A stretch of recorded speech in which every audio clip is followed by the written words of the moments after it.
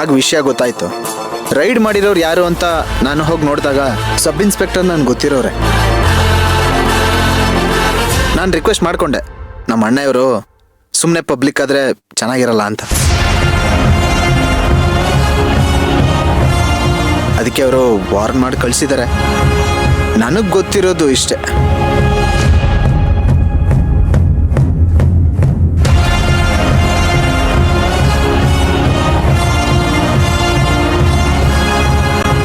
ಮೀರಾ ಜೊತೆ ಒಂದ್ ರೂಮ್ ತಗೊಂಡು ಏನ್ ಮಾಡ್ತಿದ್ರು ಅಂತ ಹೇಳ್ಬೇಕಾ? ಅಲ್ಲ, ಇವ್ರು ಅಷ್ಟೊಂದು ದೊಡ್ಡ ಫೇಮಸ್ ಕ್ರಿಮಿನಲ್ ಲಾಯರ್. ಇವ್ರಿಗೆ ಬೇರೆ ಯಾವ ಹೋಟ್ಲಲ್ಲೂ ಇನ್ನೊಂದು ರೂಮ್ ಸಿಗ್ತಿರ್ಲಿಲ್ವಾ?